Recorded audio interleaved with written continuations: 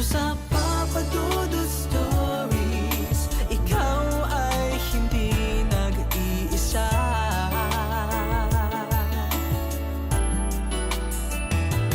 Dito sa Papa Dudut Stories, may nagmamahal sa'yo. Papa Dudut Stories, Papa Dudut Stories. Dear Papa Dudut, sa lahat po ng mga nakatutok ngayon, huwag kalimutan na mag-like, mag-share at mag-subscribe.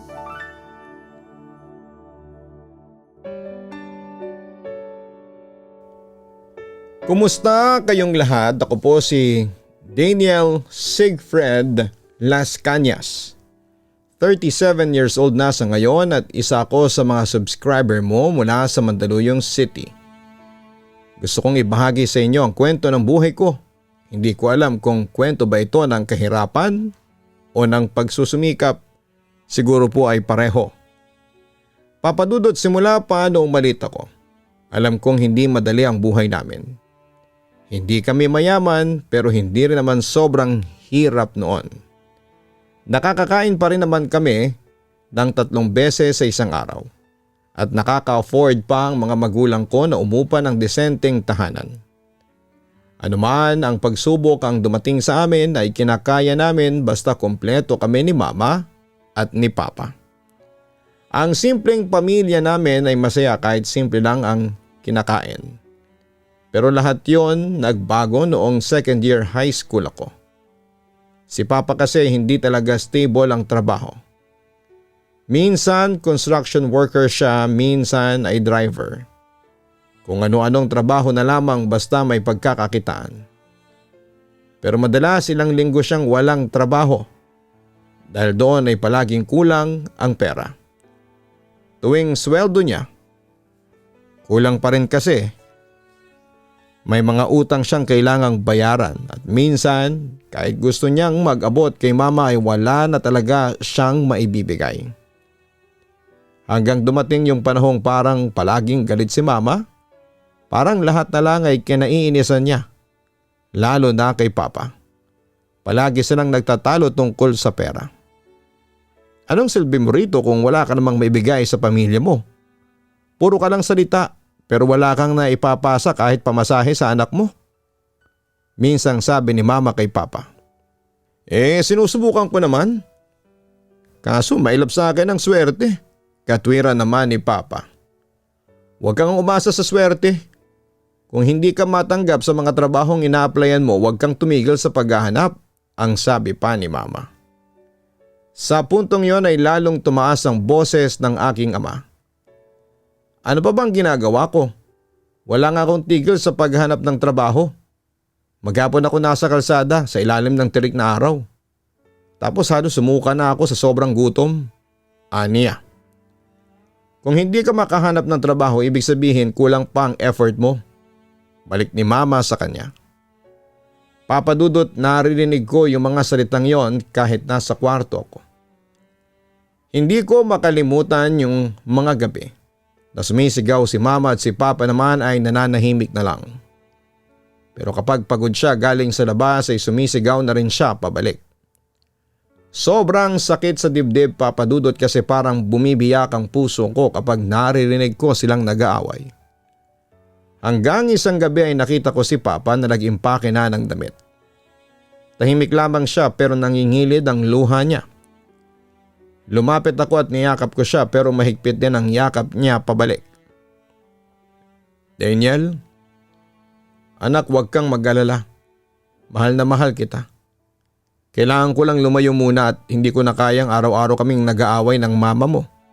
Paliwanag niya sa akin. At yun na nga ang huling gabi na nakasama namin si Papa sa bahay. Umalis siya ng madaling araw. Pagkagising ko ay wala na siya, si Mama ay tahimik lang nung umaga. Hindi siya umiiyak pero parang wala sa kanyang sarili. Mula noon ay kami na lang ni Mama. Akala ko, Papadudot, ay babalik si Papa. Akala ko ay nagpapalipas lamang siya ng galit. pero hindi na siya bumalik pa. Nagkikita lang kami minsan sa labas kapag sinusundo niya ako sa school. Hindi rin siya madalas makatawag kasi wala rin siyang sariling cellphone. Hindi ko alam kung nahihiya siya kay mama o galit pa siya. Pero kahit na gano'n ay mahal na mahal ko pa rin si Papa. Kahit na wala na siya sa bahay. Simula nang umalis si Papa, si Mama na lang ang bumubuhay sa amin. Nagtrabaho siya sa isang factory na pakyawan ng trabaho. Bumabiyahe siya mula umaga hanggang gabi. Halos wala na rin pahinga. Pag-uwi niya ay madalas tulog na ako at minsan ay nakikita ko siyang nakatulog na sa upuan habang nakasuot pa ng uniform niya. Napapansin ko rin na hindi na siya gaya ng dati. Tahimik siya at parang laging malayo ang kanyang iniisip. Lahat ng gasto si Mama na lang ang gumagapang, upa, kuryente, tubig at pagkain. Pero sakto lang talaga ang kinikita niya. Kapag may emergency ay wala na kaming huhugutin. Minsan kahit gamot ay hindi naman agad namibili. Tapos natatandaan ko na dengue pa ako noon. Kailangan akong dalhin sa ospital para mailigtas ang buhay ko.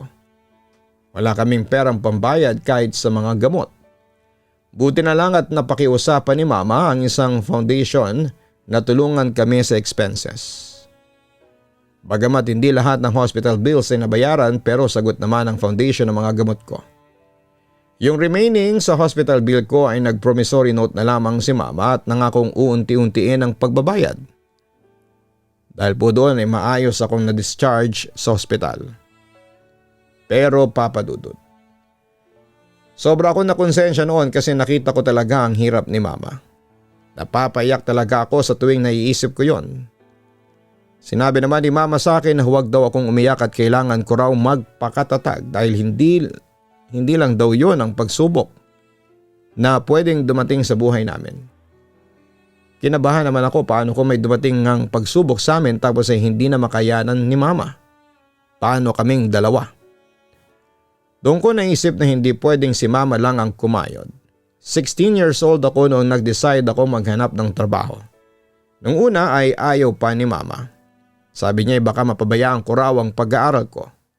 Pero sabi ko ay mas gusto kong tumulong kesa nakikita ko siyang nagkakandautang at halos wala nang ang oras para magpahinga. Nag-apply ako sa maraming fast food chain. Kahit kinakabahan ako sa interview ay nagpakatatag ako. Gusto ko lang talagang matanggap kahit saan hanggang sa natanggap ako sa isang fast food sa Muñoz, Quezon City. Hindi ko makakalimutan ang araw na yon at halos lumundag ako sa tuwa. Parang naisip ko na may pag-asa pa pala. Simula noon ay naging working student na ako. Nagtatrabaho ako tuwing gabi mula alas 6 hanggang alas 10. Minsan ay umaabot ng alas 11 kapag maraming customers. Kapag vacant hours ko sa school ay pumapasok din ako para tumulong sa kitchen. O maglinis ng dining area at hindi madali yon, Papa Dudut, napakahirap. Ang dami kong ginagawa, magpunas ng mesa, magmop ng sahig, mag-fry ng chicken, mag-assemble ng orders. At minsan ay pinapagalitan kami ng manager kapag mabagal kami o may mali sa order. Minsan naman ay naaawa siya kapag halatang pagod na kami. Umuwi akong pagod na pagod at minsan ay hindi ko na kayang mag-aral ng maayos. Inaantok ako sa klase. Napapagalitan ako ng teacher ko kasi lutang daw ako. Hindi nila alam na halos wala akong tulog. May mga araw na naiisip ko na bakit parang ang unfair ng buhay, no? Yung iba ay buong pamilya. May kotse. May baon araw-araw. Samantalang ako ay nagtatrabaho para lang may pang-lunch. Pero kahit na gano'n ay pilit kong kinukumbinsi ang sarili ko na may magandang dahilan kung bakit ko ito ginagawa. Hindi ko lang ito ginagawa para sa sarili ko. Gusto kong matulungan si Mama. Gusto ko rin na balang araw ay may pagmalaki niya ako, lalo na si Papa. Gusto kong ipakita sa kanya na kahit na iniwan niya kami ay hindi ako bumigay. Pero Papa Dudut, may dumating ulit na pagsubok sa amin.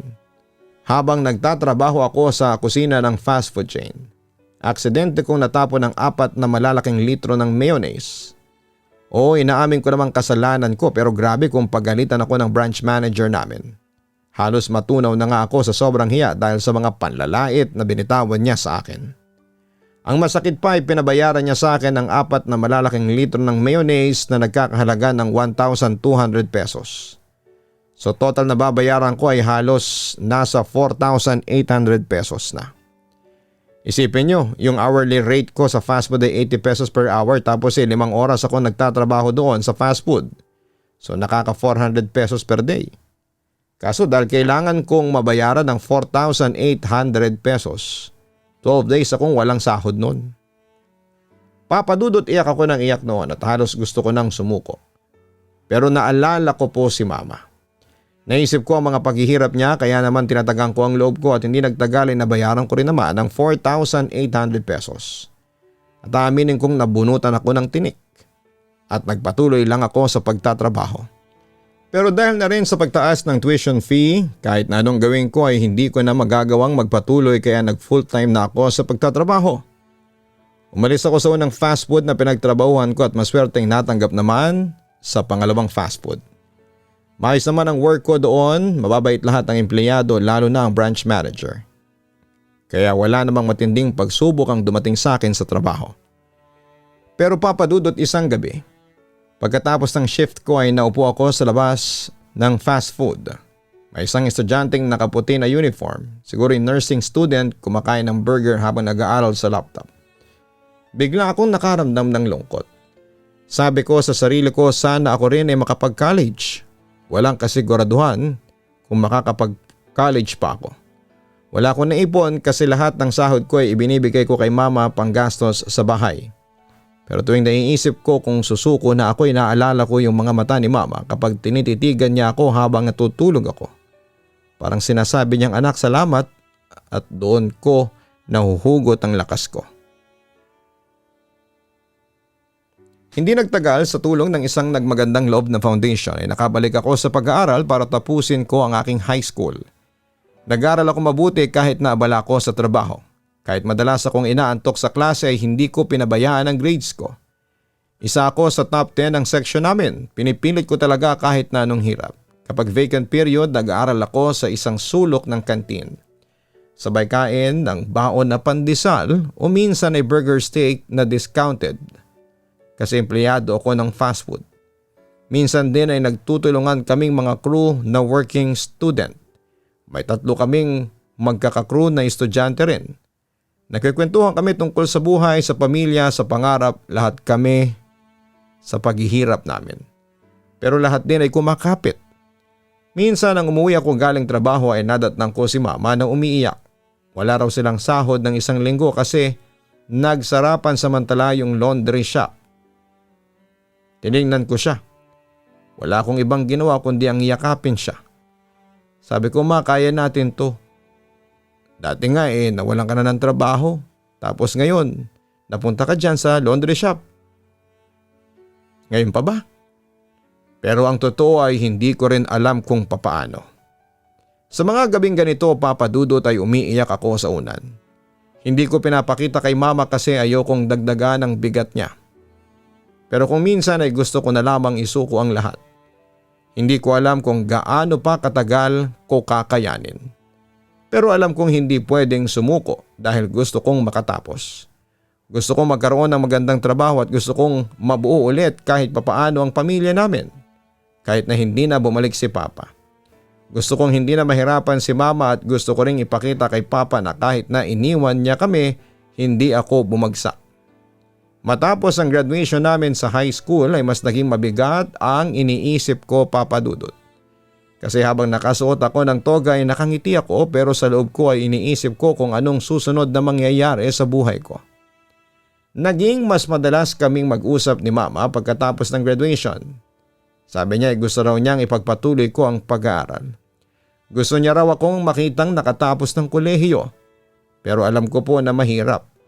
Kahit na anong tipid namin ay hindi kakasya ang kita niya sa factory para tustusan ang tuition, projects at pamasahe ko araw-araw. Isang gabi habang sabay kaming kumakain ni Mama ng titig-pipisong chichirya at kanin ay tinanong ko siya. Ma, kung hindi ako makapag-college agad, okay lang ba? Mag-iipon muna ako. Bigla siyang napaiyak. Anak, ayokong matulad ka sa amin ng papa mo. Gusto ko ikaw yung magtatapos. Huwag mong hayaang maputol yung pangarap mo, sabi niya sa akin. Hindi ko alam kung ano ang mararamdaman ko noon. Gusto kong matupad ang gusto ni mama pero gusto ko ring tulungan siya. Papadudot, nagtuloy-tuloy pa rin ako sa trabaho sa fast food kahit tapos na ang high school. Pumapasok ako ng mas maraming oras kasi gusto ko talagang makapag-ipon.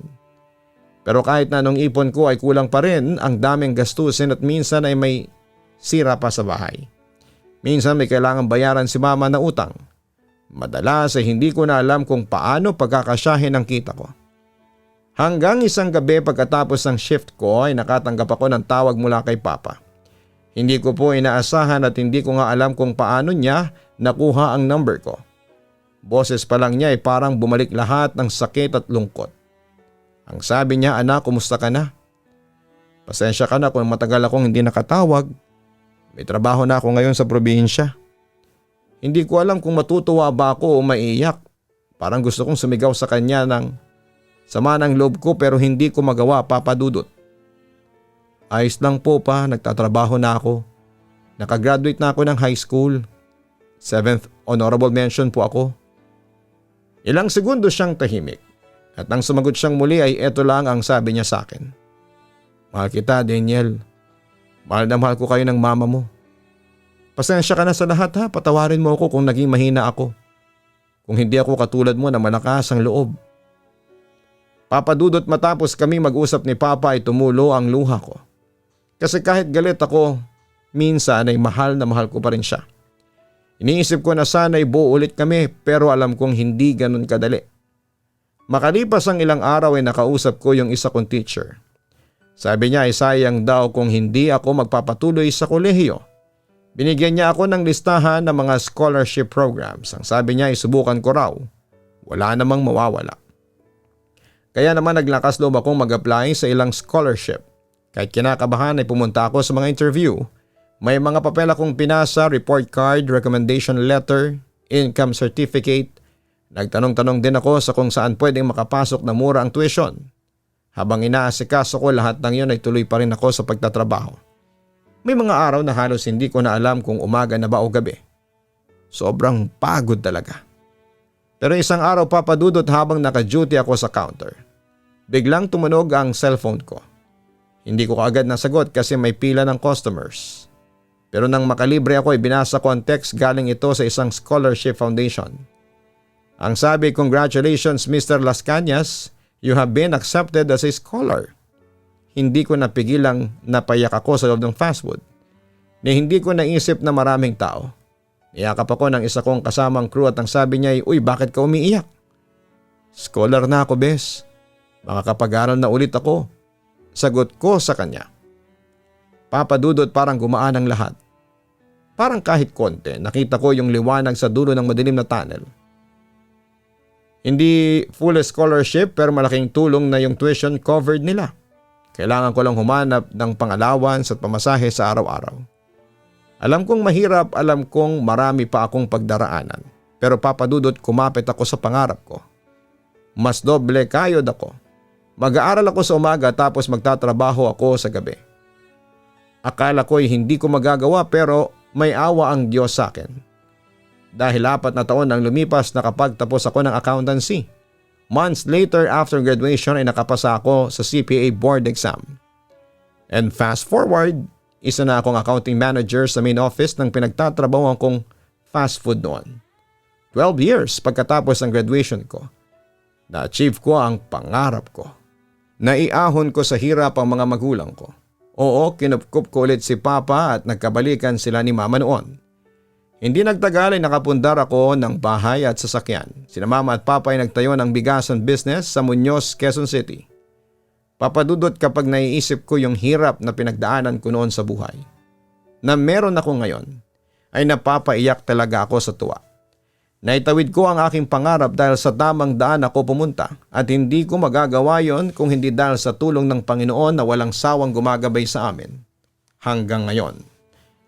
Papadudot, sana po ay magsilbing inspirasyon ang kwento ko sa inyong mga tagapakinig na hindi hadlang ang kahirapan para maabot mo ang iyong pangarap.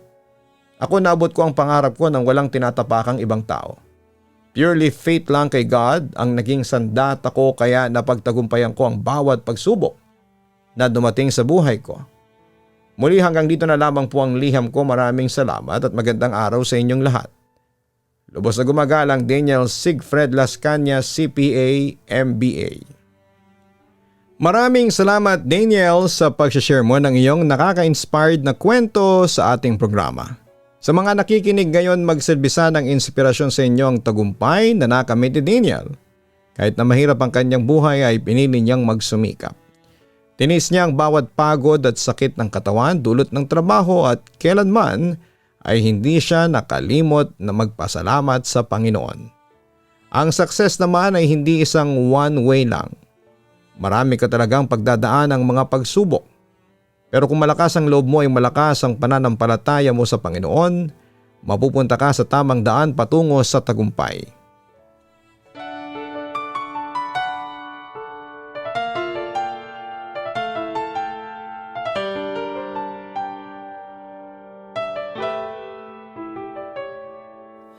Ang buhay ay mahiwaga,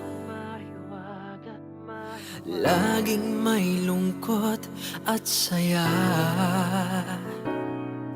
Sa Papa Dudut Stories, laging may karamay ka.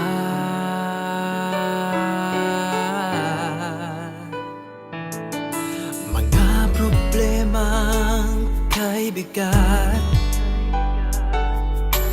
dito ay pakikinggan ka.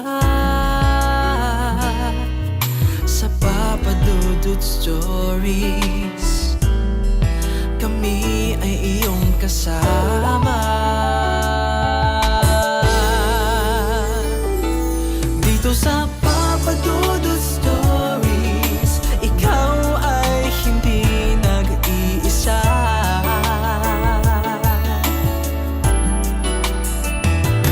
Dito sa Papa Dudut Stories, may nagmamahal sa'yo. Papa Dudut Stories, Papa Dudut Stories,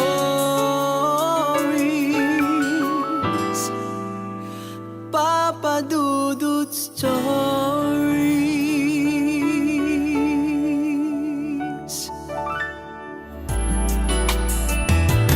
Dito sa Papa Dudut Stories, may nagmamahal sa'yo.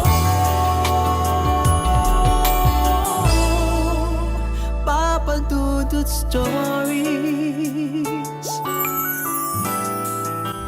Papa Dudut Stories.